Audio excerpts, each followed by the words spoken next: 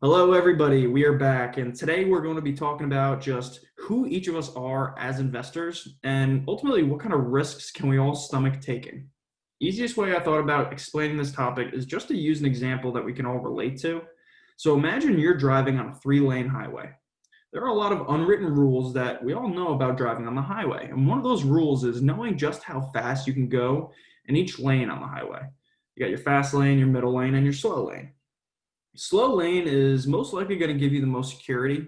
First, you're going a whole lot slower than everyone else. You can always take the exit to the right if you're uncomfortable or you need a break or something like that. Since you're going slower, you're going to avoid the aggressive drivers in the fast lane. The chance of you getting pulled over, much less likely. Getting in an accident, much less likely than all the other lanes. If you switch over to the middle lane, you're going to go a little faster, most likely just the average speed some of the other cars are going. You're going to take a little bit more risk of getting in an accident, and there's a higher risk of getting pulled over compared to the slow lane. You have people from the fast lane coming over and going back pretty quickly just to pass some slower cars, and it's a little tougher to get over to the exits, but still very possible. Now let's discuss the fast lane. This is obviously the highest risk lane. If you get pulled over on the highway, you're most likely in the fast lane. It's the least amount of access to the exits. You're much more likely to get in an accident because someone's tailgating you or they're zipping in and out of this lane just to pass slower cars, like we said before, or maybe you're the one zipping in and out of this lane. But if all goes well, you will most likely get to your destination the fastest. Now, this is a great way to think about what kind of investor you are. If you're in the fast lane, most likely you can stomach the volatility that's present in the stock market as long as you're growing that money aggressively and probably getting to that destination the quickest. Middle lane is going to give you some exposure to the stock market to get growth, but you probably have some fixed assets as well, or just less volatile portions of your portfolio, so you can stomach it a little bit better. Now, the slow lane means most likely you'd rather end up with guarantees with your money. And you don't want to stomach any of the big dips in your savings. You prefer safe, reliable returns, even if it means you're growing your money slower or taking longer to get to your destination. So what kind of driver are you? Do you find yourself typically always in the slow lane because going fast and dealing with the other aggressive drivers just isn't your thing? It makes you uncomfortable. Do you find that you're in the fast lane all the time because you can handle it? And as long as you get there as quick as possible, even if it means getting pulled over or getting a ticket, you're okay with that. This is just one way of understanding the concept of risk and volatility. And now I want to go through an actual risk quiz that will just inform us on how you should be invested and what those portfolios functionally look like. So our first example is going to be a younger individual who's more than happy being in the stock market. They have a long-term time horizon, and they are looking for pure growth in their savings. Now, the risk quiz I'm using is provided by Vanguard, found directly on their website, and we accepted their consent and terms and conditions of use. Now, most risk quizzes you come across are going to have very similar questions to this one, and most advisors, investment managers, or investment companies should be able to provide you with a copy, again, similar to what you're going to see here. So let's get right into it, again, with that young, aggressive investor. Question number 1, I plan to begin taking my money for my investments in, for this younger individual who's 30 years out from retirement. Answer is going to be more than 15 years. As I withdraw my money from these investments, I plan to spend it over a period of, well, their retirement. And typically we're planning for 30 plus years of retirement these days. So that answer is going to be 15 years plus as well. When making a long-term investment, I plan to keep that money invested for their entire working career. It's going to be more than 8 years.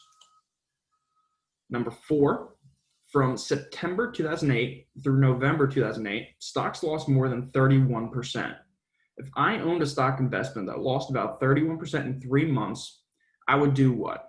Now, for younger individuals looking for growth and who understand the volatility of the stock market, they're certainly not going to be selling off any investments. In fact, a dip like this in the stock market, 31%, presents a great buying opportunity. Now, these are potentially stocks or portfolios that could be valued much higher than that, but their share prices might just be selling for lower at that time. And to use a term, we look at this as if it's trading at a discount. So this person might, in fact, actually buy more of this investment. Now, generally, number 5, I prefer investments with little or no fluctuation in value I'm willing to accept the lower return associated with these investments. As a young investor, they're going to strongly disagree with this. They are okay with the volatility and they want the growth the most. Number 6, during market declines, I tend to sell portions of my riskier assets and invest the money in safer assets. Well, if you refer back to question number 4, this person might actually buy at that time. They're not going to sell. So they're going to strongly disagree with this if it clicks. Number 7, I would invest in a mutual fund or ETF based solely on a brief conversation with a friend, coworker, or relative. This is a more aggressive investor, probably taking more risks than somebody who's older. So they might actually agree and definitely look into these different investments to see if, hey, these might be better investments for them at that time. They're looking to look into those. Number 8, from September 2008 through October 2008, bonds lost nearly 4%. If I owned a bond investment that lost almost 4% in 2 months, I would do what? Well, just like that stock question we saw earlier, they might actually buy more of this investment because they might see that as a buying opportunity. Number 9, chart shows the greatest 1-year loss and the highest 1-year gain on 3 different hypothetical investments of $10,000. Given the potential gain or loss in any 1 year, I would invest my money in which portfolio? Now, think back to the actual lane example, the highway lane example. A is going to be our slow lane, B is going to be our middle lane, C is going to be our fast lane. So this investor is going to be driving in that fast lane. So we're going to choose C. My current and future income sources, for example, salary, Social Security, pension, are, this is a young investor, they're probably pretty set in their job at this point, being somewhere between 25 and maybe 35 years old. And they're probably going to be looking to work for the rest of their career. So we're going to say it's a stable commitment to their job.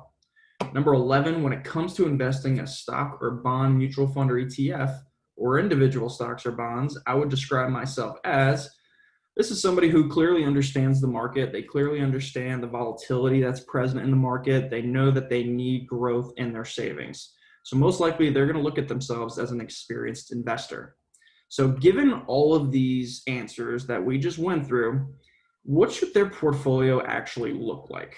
So let's take a look at what our results are going to be from this once it loads for us. So 100% stocks is what they're going to actually show this person, and that's what their expectation is. And they're looking for growth. They have a long time horizon to use this money. They have no problem handling the volatility of the stock market. So they should be fully invested as such. This is going to be your fast lane investor, okay? Now let's go back and just use one more example, a different kind of investor. Let's say this investor is maybe 12 years out from retirement at this point, and they're starting to get older, so they're starting to get a little bit more stressed about the swings in the stock market. How would they go through and answer these questions? Now, I plan to begin taking my money, 12 years out, it's going to be 11 to 15 years from retirement. As I begin to withdraw money from these investments, I plan to spend it over a period of still planning 30 plus years of retirement. So this is still going to be 15 plus, more than 15 years. When making a long-term investment, I plan to keep that money invested for, they still have 12 years until retirement, and they won't necessarily use all that money in year 1, right? So they're still going to be invested for more than 8 years.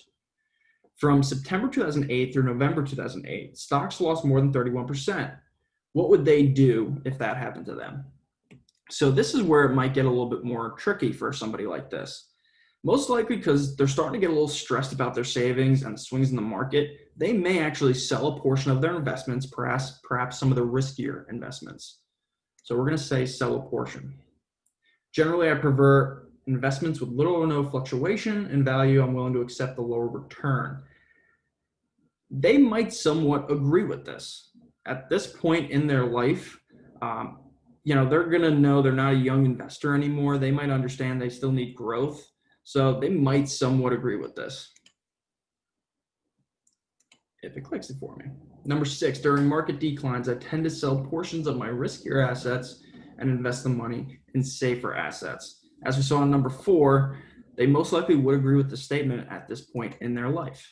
Now, number 7, I would invest in a mutual fund or ETF based solely on a brief conversation with a friend, coworker, or relative.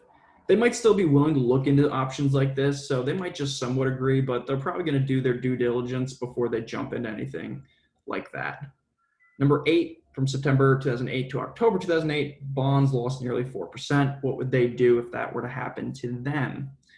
Similar to question number 4, they would probably sell a portion, but not all at this point.